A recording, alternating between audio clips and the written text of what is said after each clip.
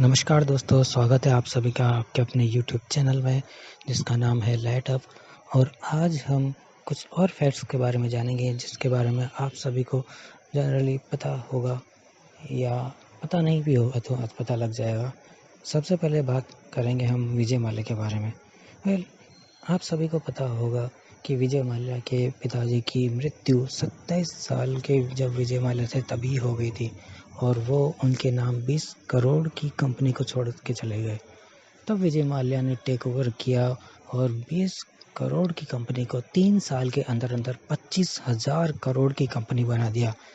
और वो मेनली इस कंपनी को इतनी वैल्यूएशन तक पहुंचा पाए, वो भी कुछ ऐसी ब्रांड्स को, जैसे अल्कोहल में वो बहुत ज़्यादा बिजनेस करने लग गए थे। बाहर की कई सारे ब्रांड्स को यहाँ पे ले आए थे, जैसे एंटीक्विटी, हेवर्ट 5000 और भी कई सारी ब्रांड्स हैं जिनको वो इंडिया में सप्लाई करने लगे थे, जिससे उनका बिजनेस काफ़ी फैलने लग गया था। उसके बाद में वो एक एयरलाइन कंपनी में घुस गए थे। मतलब एयरलाइन कंपनी में भी उन्होंने इन्वेस्ट किया और एयरलाइन कंपनी में एक्चुअली प्रॉफिट मार्जिन बहुत कम होता है। प्रॉफिट होता है लेकिन प्रॉफिट मार्जिन बहुत कम होता है। उसमें खर्चा बहुत ज़्यादा होता है, उसमें चीज़ों का आपको बहुत ज़्यादा अच्छे से ख्याल रखना पड़ता है। और इन्होंने क्या किया, इन्होंने ये एयरलाइन कंपनी खुद नहीं संभाली और अपने मैनेजमेंट टीम को दे दी।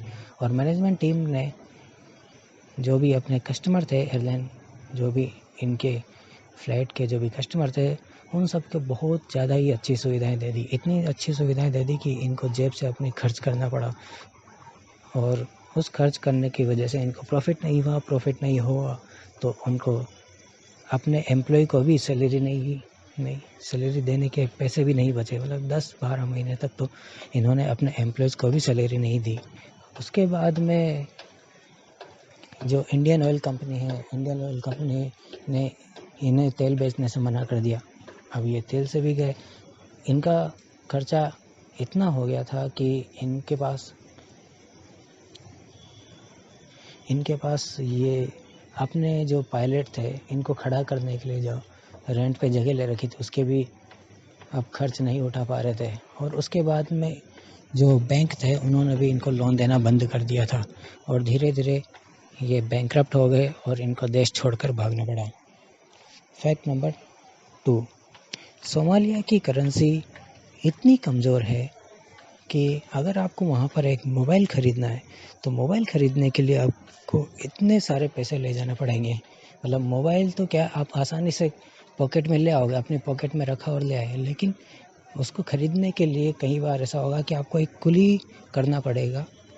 इतने पैसे होते हैं कि आपको एक कुली करना पड़ेगा उसको ले जाने के लिए, और उस कुली को भी 2-3 किलो पैसे देने पड़ेंगे। फैक्ट नंबर 3, क्या आपको पता है कि पबजी गेम का नेम पबजी क्यों पड़ा?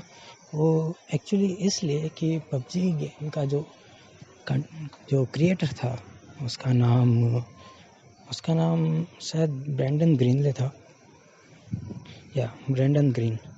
तो एक्चुअली उसने अपने प्लेयर का नाम प्लेयर अननोन्स रखा था। तो प्लेयर अननोन के नाम पर ही प्लेयर अननोन्स बैटलग्राउंड नाम उसने इस गेम का नाम रख दिया। क्या आपको पता है कि फैक्ट नंबर 4 जो हम बात कर रहे हैं, क्या आपको पता है कि पबजी गेम में बॉट्स भी होती है जिनको गन चलानी नहीं आती है, बहुत कम उनका निशाना लगता है, और वो एक्चुअली उन लोगों के साथ में खेलते हैं जो लोग न्यू खेलने लगते हैं, ताकि नए लोगों के प्रैक्टिस बढ़ जाए, उनका कॉन्फिडेंस बढ़ जाए, और वो जब लेवल 10 तक पहुंचते हैं तब जाके उनकी जो बोट्स है तो उनका साथ दे देती है। मतलब लेवल 10 तक आपको बोट से खेलना पड़ेगा और वो आपको पता भी नहीं चलेगा कि आप बोट से खेल रहे हो।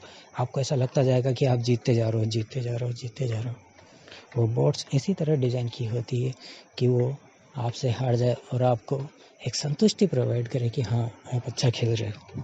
फैक्ट नंबर 5, जो ब्रेंडन ग्रीन था, उसको पबजी गेम बनाने के पहले कोडिंग भी नहीं आती थी। मतलब उसने कोडिंग पहली बार ही पबजी गेम के टाइम ही सीखी थी और इसीलिए वो इसको इतना अच्छा तरीके से ऑप्टिमाइज़ नहीं कर पाए थे जितना अच्छे तरीके से बाकी गेम होते हैं। और ये लॉन्चिंग के टाइम बहुत सारे डिवाइसेस में बहुत ज़्यादा हैंग होता था। भले आप कैसा भी महंगा मोबाइल ले आओ, उसमें भी ये हैंग होता था।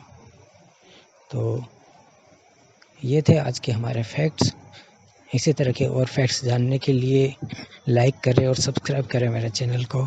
Thanks a lot.